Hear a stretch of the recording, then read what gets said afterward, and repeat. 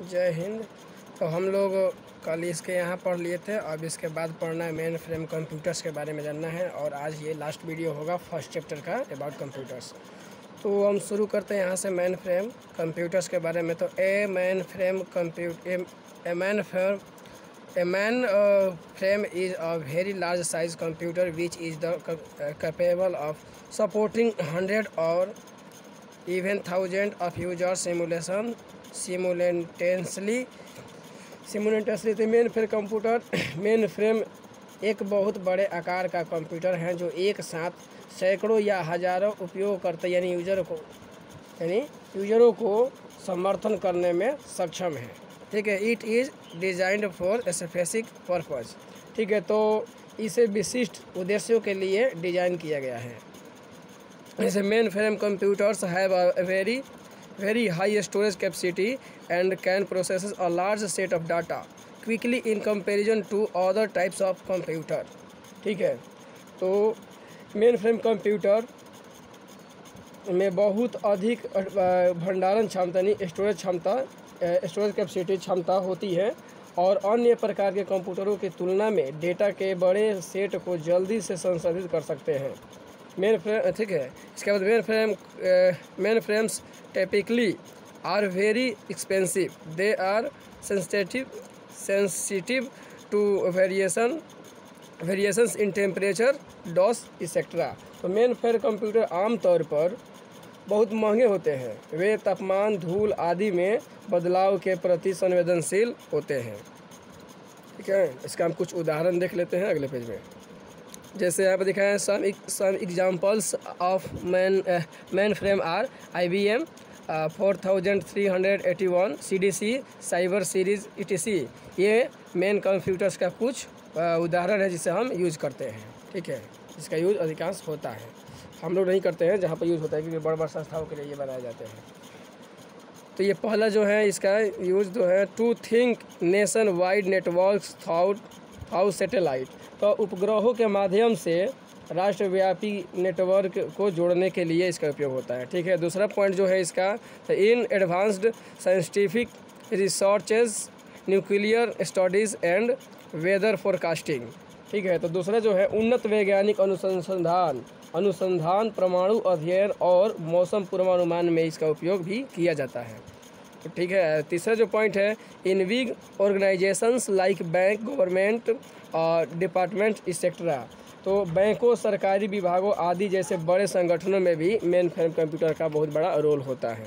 ठीक है, अब इसके बारे में एक के बारे में जानेंगे मेन फ्रेम कंप्यूटर्स के बारे में। इसके पहले हम नोट्स देख लेते हैं। तो एक super computer channels all it's power into executing a few programs as fast as possible, whereas a mainframe uses its power to execute many programs concurrently। तो एक सुपर कंप्यूटर कुछ कार्यक्रम को यथासंभव नोट्स के रूप में निष्पादित करने में अपनी सारी शक्ति चैनल करता है। ठीक है, जबकि एक मेन फ्रेम कंप्यूटर कई कार्यक्रमों को एक साथ निष्पादित करने के लिए अपनी शक्ति का उपयोग करता है। In some ways, mainframes are more powerful than supercomputers because they support operation for more one of simultaneously programs। ठीक है, तो कुछ मायने में मेन फ्रेम कंप्यूटर की तुलना में अधिक संख्या में संचालन का समर्थन करता है।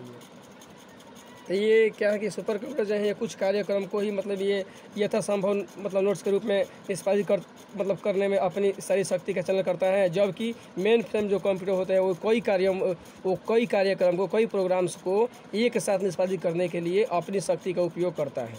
ठीक है, तो ये इसलिए इससे कुछ पानियों में मेन फ्रेम कंप्यूटर्स की तुलना में अधिक संख्या में ये संचालित करने में समर्थन होता है। कि ये अधिक काम को संचालित करने में सक्षम होता है मेन फ्रेम कंप्यूटर। अब देख लेते हैं मिनी कंप्यूटर्स के बारे में। तो नाम से लग रहा है कि मिनी छोटा होता है।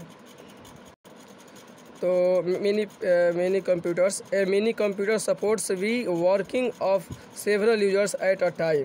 ठीक है, एट अ टाइम एक मिनी कंप्यूटर एक समय में कई उपयोगकर्ताओं के काम करने का समर्थन करता है। ठीक है, तो it has a large memory, high storage capacity as any और large computing power than a micro computer.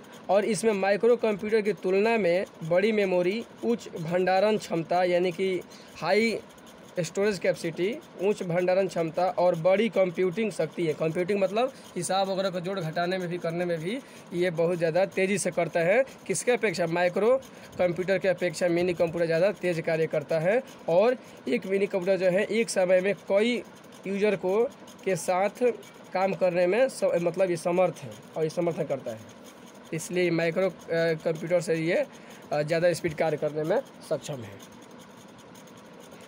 अब यहाँ पर दिया है it is a multi processing system and is capable of supporting up to 200 users simultaneously. Some examples of mini computers are HCL, Magnum, VAX, 7500 mini computers are used. अब mini computers का use जो है वो दिखाएगा। तो ये जो है इट इज़ मल्टी प्रोसेसिंग, तो यह एक मल्टी प्रोसेसिंग सिस्टम है और एक साथ 200 यूज़र को सपोर्ट करने में ये सक्षम है। एक साथ ये 200 यूज़र को सपोर्ट कर सकते हैं, मतलब 200 यूज़र जो है एक बार में इसको यूज कर सकते हैं, चला सकते हैं।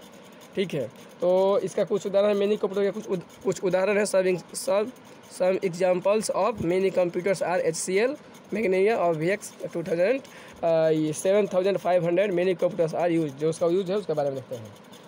तो जैसे पहला पॉइंट है कि for data processing and research work, तो क्या करें, मिनी कंप्यूटर का उपयोग किया जाता है किसमें? तो डेटा प्रोसेसिंग और शोध कार्य के लिए किया जाता है। दूसरा पॉइंट है in big organisation for computer aided designs, industrial applications, storage of huge data ETC।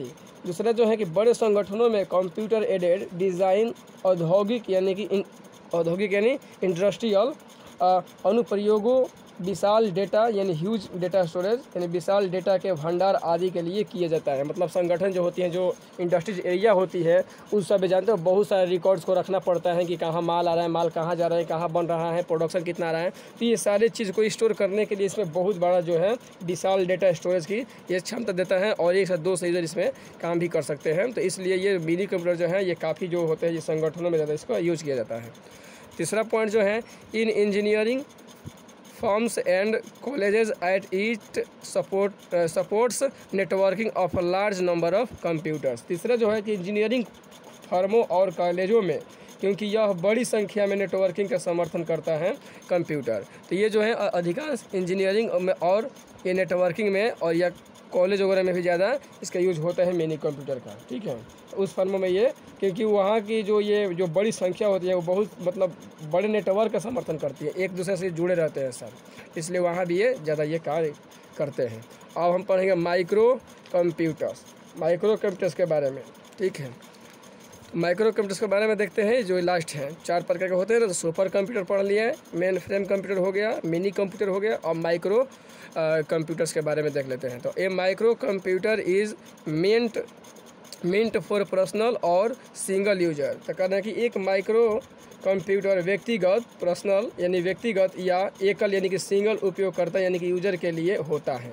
ठीक है, ये मल्टी नहीं होता है, मतलब एक आदमी ही पर्सनल यूज कर सकता है या सिंगल यूज कर सकता है। It is a small size computer that has microprocessor chip as it CPU। ठीक है, तो यह एक छोटे आकार का कंप्यूटर है जिसमें CPU के रूप में एक माइक्रो प्रोसेसर चिप होता है। ठीक है, it was first developed by IBM यानी कि इंटरनेशनल बिजनेस मशीन्स, मतलब इसको डेवलप किया था, इसको विकास किया, मतलब विकसित किया था। तो यह पहली बार IBM यानी कि कारपोरेशन, IBM यानी इंटरनेशनल बिजनेस मशीन्स कारपोरेशन द्वारा ये विकसित किया गया था। ठीक है, and it was the first name such micro computers as personal computer और डेस्कटॉप कंप्यूटर। ठीक है, और यह ऐसे ही कंप्यूटर को पर्सनल कंप्यूटर या डेस्कटॉप कंप्यूटर के रूप में नामित करने वाला पहला कंप्यूटर था ये।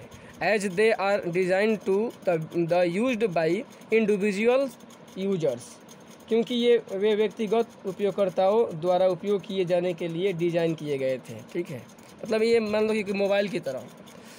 इसके बाद micro computers are comparatively common, economical and easier to use. ठीक है, माइक्रो कंप्यूटर तुलनात्मक यानी कंपैरिजन, तो माइक्रो कंप्यूटर तुलनात्मक रूप से सामान्य, किफ़ायती और उपयोग में आसान होता है। ठीक है, ये आसान होता है। इसके बाद operating system like DOS, MS Windows, Linux, Mac OS ETC। ठीक है, तो ये जो कुछ इसके ऑपरेट जो करते हैं अंदर में, तो ऑपरेटिंग सिस्टम में कुछ इसमें उदाहरण है। Easily run on such type of computers, जो ये इजीली यानी आसानी से ये कंप्यूटर की तरह ये उसमें जो इसके ऑपरेट कर सकते हैं। ठीक है, ऑपरेटिंग सिस्टम जैसे कि जो कुछ उदाहरण है, इस तरह के कंप्यूटर पर आसानी से ये चल जाते हैं। ये जो ऑपरेटिंग सिस्टम होते हैं, इसको चलाने में उतना कठिनाई नहीं होती है। ये उस टाइप का ये सब ऐसी है, सॉफ्टवेयर है, यानी कि सिस्टम सॉफ्टवेयर है। ठीक है, ये जो ऑपरेटिंग सिस्टम है इस टाइप से है कि वो आसानी से इस पर चल जाते हैं। Some example of micro computer are IBM PC 100, 200 Apple Macintosh, laptops and tablet PC micro computers are use. तो ये इसका कुछ उदाहरण है जो इस टाइप का इसका जो मतलब बने हुए हैं माइक्रो कंप्यूटर के रूप में जो काम करते हैं, जो टैबलेट के रूप में भी मतलब टैबलेट टाइप के ही होते हैं। Which are used at home, जिसको हम घर पर भी यूज़ कर सकते हैं, पर्सनल यूज़ कर सकते हैं। School and office including desktops, laptops and tablets, PC micro computers are use. ठीक है, तो माइक्रो कंप्यूटर के कुछ उदाहरण हमने देख लिया कि IBM PC 100, 200 Apple micro Macintosh personal computers जो घर, स्कूलों और कार्यालयों में डेस्कटॉप या लैपटॉप और टैबलेट PC सहित उपयोग में किए जाते हैं। ठीक है, यहाँ पर किए जाते हैं और माइक्रो कंप्यूटर का उपयोग किया जाता है। इसके बाद जो है यहाँ पर दिया है, अब इसका जो यूज़ जो है in cyber cafes for surfing the web, जो होता है ना साइबर कैफ वाले जो चलाते हैं वो वेब पर इसको सर्फिंग करने के लिए भी इसको यूज करते हैं। For spreading the computers education in schools, और क्या होता है अपने यानी कि एजुकेशन के स्कूल के माध्यम से कंप्यूटर पर ये फैलाने के लिए भी यूज होते हैं। In offices for processing of letters and maintenance of salary records of employees ETC। ये क्या होता है, जो एम्प्लॉयज़ होते हैं उनके सैलरी का मतलब रिकॉर्ड करने में, लेटर भेजने में ऑफिस का, ये सारे मेंटेनेंस सैलरी वगैरह मतलब रिकॉर्ड्स वगैरह का मेंटेनेंस करने में भी माइक्रो कंप्यूटर्स का उपयोग होता है। In banking and commercial sectors for keeping the database of transactions of customers. तो ये जो बैंकिंग होती है, जो कमर्शियल सेक्टर होते हैं, उसमें भी मतलब कस्टमर को पैसा भेजने मतलब लेन देन के लिए मतलब ट्रांजेक्शन के रूप में भी इस तरह का माइक्रोसॉफ्ट कंप्यूटर का यूज होता है। जैसे ये मतलब टैबलेट के रूप में होते हैं, मोबाइल के रूप में ये होते हैं। पाँचवीं बात है इसका कि for editing photograph, creating graphics, playing music, computer games etcetera. ये जो है मतलब फ़ोटोग्राफ का एडिट करना, क्रिएट करना, कोई ग्राफिक्स बनाना या कोई म्यूजिक प्ले करना या कोई कंप्यूटर गेम खेलना, ये सब इसमें हम कर सकते हैं। तो इसके लिए भी ये यूज होता है। ठीक है, अब पहला है नोट्स में जो यहाँ अब लास्ट नोट्स चाहिए, iPad is a tablet computer developed by Apple INC in the year 2010। तो ये दिया है कि iPad वर्ष 2010 में एप्पल INC द्वारा विकसित एक टैबलेट कंप्यूटर है। ठीक है, it is very portable and can be capped in pocket like a mobile phone. ठीक है, तो ये कंप्यूटर टाइप के छोटा सा होता है और ये पोर्टेबल और फ़ोन की तरह होता है, जिसे हम जेब में रख सकते हैं। उस टाइप का ये डिज़ाइन किया गया है 2010 में ये डिज़ाइन किया गया था एप्पल के थ्रू। तो इस तरह ये फर्स्ट चैप्टर अबाउट कंप्यूटर के बारे में हम लोग ख़त्म कर चुके हैं, और इसका जो क्वेश्चन आंसर क्या है उसका फ़ोटो हम भेज देंगे, आप लोग उसे अच्छे से कर लीजिएगा, क्योंकि यहाँ पर कुछ बनाए भी है।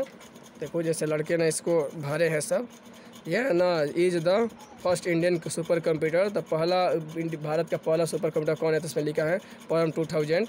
इसी तरह hardware is the visual components of a computer, यानी कि कंप्यूटर का वो भाग जिसे हम देख सकते हैं उसे हार्डवेयर कहते हैं। तो इस टाइप का क्वेश्चन सब आसान है। अगर आप अच्छे से आप लोग वीडियो देखे होंगे, ये 3 वीडियो हम कवर किए हैं 3 वीडियो में, तो आप लोग आसानी से इन सारे को उत्तर आप लोग दे सकते हैं और नोट्स अच्छे से तैयार कर सकते हैं। तो ठीक है, मिलते हैं अब अगले चैप्टर में, तब तक के लिए जय हिंद।